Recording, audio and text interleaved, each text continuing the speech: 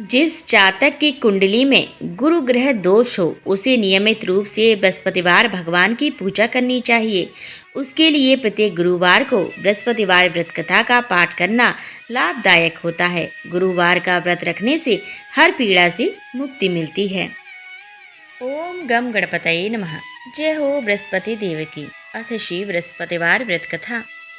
भारतवर्ष में एक प्रतापी और दानी राजा राज्य करता था। वह नित्य गरीबों और ब्राह्मणों की सहायता करता था। यह बात उसकी रानी को अच्छी नहीं लगती थी। वह ना ही गरीबों को दान देती, ना ही भगवान का पूजन करती थी और राजा को भी दान देने से मना किया करती थी।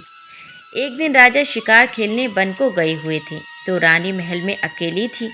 उसी समय बृहस्पति देव साधु वेश में राजा के महल में भिक्षा के लिए गए और भिक्षा मांगी। रानी ने भिक्षा देने से इनकार किया और कहा, हे साधु महाराज, मैं तो दान पुण्य से तंग आ गई हूँ। मेरा पति सारा धन लुटाता रहता है। मेरी इच्छा है कि हमारा धन नष्ट हो जाए, फिर ना रहेगा बांस ना बजेगी बांसुरी। साधु ने कहा, देवी तुम तो बड़ी विचित्र हो। धन संतान तो सभी चाहते हैं, पुत्र और लक्ष्मी तो पापी के घर भी होने चाहिए। यदि तुम्हारे पास अधिक धन है तो भूखों को भोजन दो, प्यासों के लिए प्याऊ बनवाओ, मुसाफिरों के लिए धर्मशालाएं खुलवाओ। जो निर्धन अपनी कुंवारी कन्याओं का विवाह नहीं कर सकते उनका विवाह करा दो। ऐसे और कई काम हैं जिनके करने से तुम्हारा यश लोक परलोक में फैलेगा। परंतु रानी पर उपदेश का कोई प्रभाव ना पड़ा। वह बोली, महाराज आप मुझे कुछ ना समझाएं। मैं ऐसा धन नहीं चाहती जो हर जगह बांटती फिरूं। साधु ने उत्तर दिया, यदि तुम्हारी ऐसी इच्छा है तो तथास्तु। तुम ऐसा करना कि बृहस्पतिवार को घर लीप कर पीली मिट्टी से अपना सिर धोकर स्नान करना, भट्टी चढ़ाकर कपड़े धोना। ऐसा करने से आपका सारा धन नष्ट हो जाएगा। इतना कहकर वह साधु महाराज वहाँ से आलोप हो गए। साधु के अनुसार कई बातों को पूरा करते हुए रानी को केवल 3 बृहस्पतिवार ही बीते थे कि उसकी समस्त धन संपत्ति नष्ट हो गई। भोजन के लिए राजा का परिवार तरसने लगा। तब एक दिन राजा ने रानी से बोला कि हे रानी, तुम यहीं रहो, मैं दूसरे देश को जाता हूँ, क्योंकि यहाँ पर सभी लोग मुझे जानते हैं, इसीलिए मैं कोई छोटा कार्य नहीं कर सकता। ऐसा कहकर राजा परदेश चला गया। वहाँ वह जंगल से लकड़ी काट कर लाता और शहर में बेचता। इस तरह वह अपना जीवन व्यतीत करने लगा। इधर राजा के परदेश जाते ही रानी और दासी दुखी रहने लगी। एक बार जब रानी और दासी को 7 दिन तक बिना भोजन के रहना पड़ा तो रानी ने अपनी दासी से कहा, हे दासी, पासी के नगर में मेरी बहन रहती है, वह बड़ी धनवान है। तो उसके पास जा और कुछ ले आ ताकि थोड़ी बहुत गुजर बसर हो जाए। दासी रानी की बहन के पास गई। उस दिन गुरुवार था और रानी की बहन उस समय बृहस्पतिवार का व्रत की कथा सुन रही थी। दासी ने रानी की बहन को अपनी रानी का संदेश दिया, लेकिन रानी की बड़ी बहन ने कोई उत्तर नहीं दिया। जब दासी को रानी की बहन से कोई उत्तर नहीं मिला तो वो बहुत दुखी हुई और उसे क्रोध भी आया। दासी ने वापस आकर रानी को सारी बात बता दी। सुनकर रानी ने अपने भाग्य को कोसा। उधर रानी की बहन ने सोचा कि मेरी बहन की दासी आई थी, परंतु मैं उससे नहीं बोली, इससे वह बहुत दुखी हुई होगी। कथा सुनकर और पूजन समाप्त करके वह अपनी बहन के घर आई और कहने लगी, हे बहन, मैं बृहस्पतिवार का व्रत कर रही थी। तुम्हारी दासी मेरे घर आई थी, परंतु जब तक कथा होती है तब तक ना तो उठते हैं और ना ही बोलते हैं, इसलिए मैं नहीं बोली। कहो दासी क्यों गई थी? रानी बोली, बहन तुमसे क्या छिपाऊं, हमारे घर में खाने तक को अनाज न था। ऐसा कहते कहते रानी की आंख भर आई। उसने दासी समेत पिछले 7 दिनों से भूखे रहने तक की बात अपनी बहन को विस्तार पूर्वक सुना दी। रानी की बहन बोली, देखो बहन, भगवान बृहस्पति देव सबकी मनोकामना को पूर्ण करते हैं। देखो शायद तुम्हारे घर में अनाज रखा हो। पहले तो रानी को विश्वास नहीं हुआ, पर बहन के आग्रह करने पर उसने अपनी दासी को अंदर भेजा तो उसे सचमुच अनाज से भरा एक घड़ा मिल गया। यह देखकर दासी को बड़ी हैरानी हुई। दासी रानी से कहने लगी, हे रानी, जब हमको भोजन नहीं मिलता तो हम व्रत ही तो करते हैं, इसीलिए क्यों ना इनसे व्रत और कथा की विधि पूछ ली जाए ताकि हम भी व्रत कर सकें। तब रानी ने अपनी बहन से पूछा बृहस्पतिवार के व्रत के बारे में। उसकी बहन ने बताया बृहस्पतिवार के व्रत में चने की दाल और मुनक्का से विष्णु भगवान का केले की जड़ में पूजन करें तथा दीपक जलाएं। व्रत कथा सुने और पीला भोजन ही करें, इससे बृहस्पति देव प्रसन्न होते हैं। व्रत और पूजन विधि बताकर रानी की बहन अपने घर को लौट गई। 7 दिन के बाद जब गुरुवार आया तो रानी और दासी ने व्रत रखा। गुड़साल में जाकर चना और गुड़ लेकर आई, फिर उससे केले की जड़ तथा विष्णु भगवान का पूजन किया। अब पीला भोजन कहाँ से आए, इस बात को लेकर दोनों बहुत दुखी थे। चूँकि उन्होंने व्रत रखा था, इसीलिए बृहस्पति देव उनसे प्रसन्न थे। इसीलिए वे एक साधारण व्यक्ति का रूप धारण कर 2 थालों में सुंदर पीला भोजन दासी को दे गए। भोजन पाकर दासी प्रसन्न हुई और फिर रानी के साथ मिलकर भोजन ग्रहण किया। उसके बाद वे सभी गुरुवार को व्रत और पूजन करने लगे। बृहस्पति भगवान की कृपा से उनके पास फिर से धन संपत्ति आ गई, परंतु रानी फिर से पहले की तरह आलस्य करने लगी।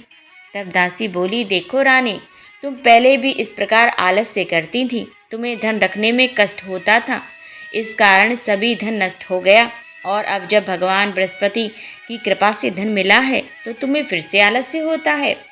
रानी को समझाते हुए दासी कहती है कि बड़ी मुसीबतों के बाद हमने यह धन पाया है, इसीलिए हमें दान पुण्य करना चाहिए, भूखे मनुष्यों को भोजन कराना चाहिए और धन को शुभ कार्यों में खर्च करना चाहिए, जिससे तुम्हारे कुल का यश बढ़ेगा, स्वर्ग की प्राप्ति होगी और पितृ प्रसन्न होंगे। दासी की बात मानकर रानी अपना धन शुभ कार्यों में खर्च करने लगी, जिससे पूरे नगर में उसका यश फैलने लगा।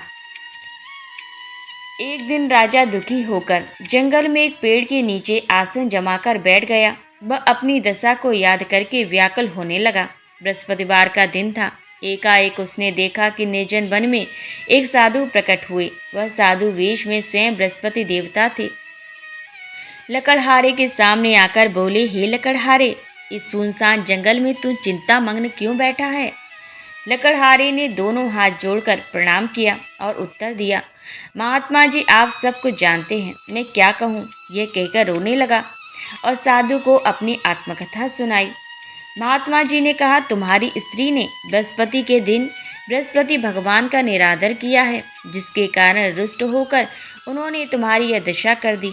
अब तुम चिंता को दूर करके मेरे कहने पर चलो तो तुम्हारे सब कष्ट दूर हो जाएंगे और भगवान पहले से भी अधिक संपत्ति देंगे। तुम बृहस्पति के दिन कथा किया करो। 2 पैसे के चने मुनक्का लाकर उसका प्रसाद बनाओ और शुद्ध जल से लोटे में शक्कर मिलाकर अमृत तैयार करो। कथा के पश्चात अपने सारे परिवार और सुनने वाले प्रेमियों में अमृत व प्रसाद बांटकर आप भी ग्रहण करो। ऐसा करने से भगवान तुम्हारी सभी मनोकामनाएं पूर्ण करेंगे। साधु के ऐसे वचन सुनकर लकड़हारा बोला, हे प्रभु, मुझे लकड़ी बेचकर इतना पैसा नहीं मिलता जिससे भोजन के उपरांत कुछ बचा सकूं। मैंने रात्रि में अपनी स्त्री को व्याकुल देखा है। मेरे पास कुछ भी नहीं जिससे मैं उसकी खबर मंगा सकूं। साधु ने कहा, हे लकड़हारे, तुम किसी बात की चिंता मत करो। बृहस्पति के दिन तुम रोजाना की तरह लकड़ियां लेकर शहर को जाओ। तुमको रोज से दुगना धन प्राप्त होगा, जिससे तुम भली भांति भोजन कर लोगे तथा बृहस्पति देव की पूजा का सामान भी आ जाएगा। इतना कहकर साधु अंतर ध्यान हो गए। धीरे धीरे समय व्यतीत होने पर फिर वही बृहस्पतिवार का दिन आया। लकड़हारा जंगल से लकड़ी काटकर किसी शहर में बेचने गया। उसे उस दिन से और दिन से अधिक पैसा मिला।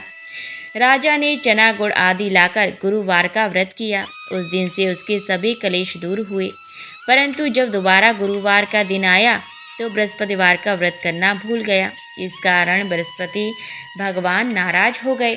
उस दिन उस नगर के राजा ने विशाल यज्ञ का आयोजन किया तथा शहर में यह घोषणा करा दी कि कोई भी मनुष्य अपने घर में भोजन ना बनवावे, ना आग जलावे। समस्त जनता मेरे यहाँ भोजन करने आवे। इस आज्ञा को जो न मानेगा उसे फांसी की सजा दी जाएगी। इस तरह की घोषणा संपूर्ण नगर में करवा दी गई।